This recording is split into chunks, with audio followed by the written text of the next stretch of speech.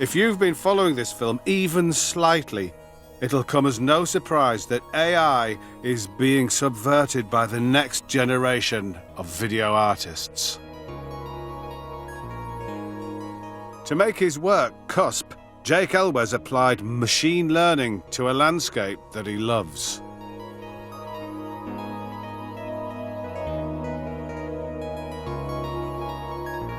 How do I start talking about it?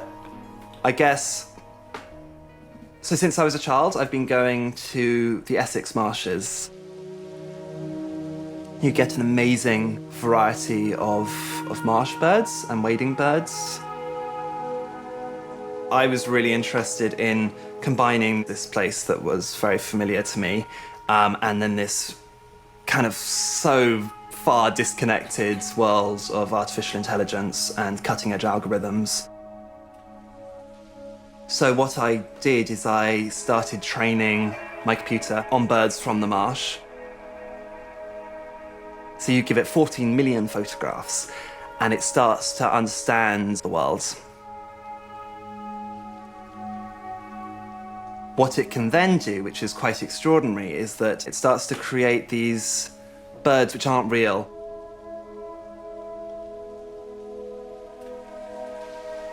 The artificial intelligence is starting to create new species. It's starting to do something imaginative, really. So it's an artificial intelligence in its infancy, trying to comprehend the natural world.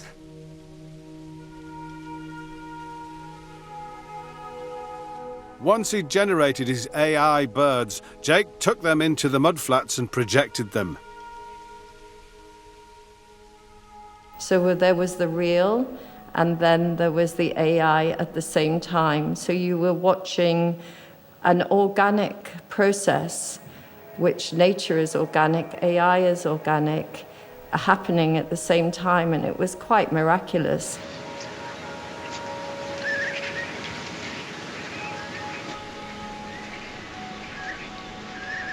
When I went indoor birdwatching with Jake Elwes, I was struck by how a video art installation is a great place for a little reflection about where this technology might take us. You, the artist, have made an installation in the marshes in conjunction with AI. With an artificial, absolutely. We've got an oyster catcher there. Yeah, definitely. That's, I think, a Dunlin or a Sandling. It's quite difficult to tell. I'm very impressed by your bird knowledge. Well, it's one of those things that sticks with you, you know, from a misspent youth on marshland.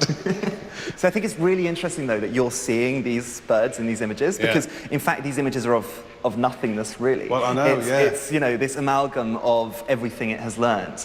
It's the computer dreaming of images of birds. But what's nice is that then it can encourage people to have a conversation and a discussion around what this AI stuff is doing and is capable of. This is taking artificial intelligence out into nature and plonking it into the mud, which is kind of the most advanced thing that we have at the moment, sort of cutting edge of human technology. In an ancient landscape. In an ancient landscape. I love marshland. And I love it. I just go there on my own and just sit. It's very hard to get your head around, but I'm getting there. I can do a curlew.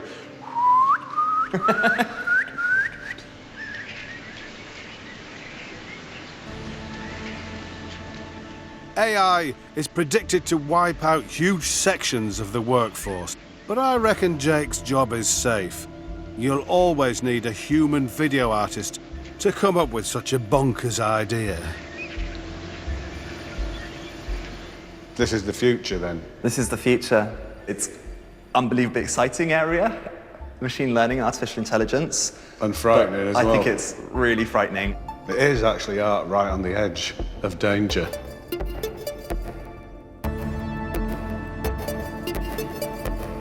Video art doesn't have to justify itself anymore. It's now placed alongside sculpture and painting in galleries across the world. It's quite happy living in other spaces too.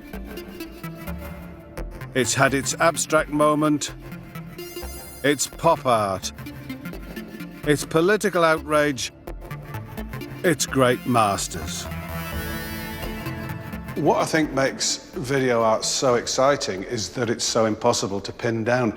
I don't think it's ever going to settle. A new piece of kit arrives and artists are racing over each other to make new artworks, which will have us scratching our heads saying, is it art?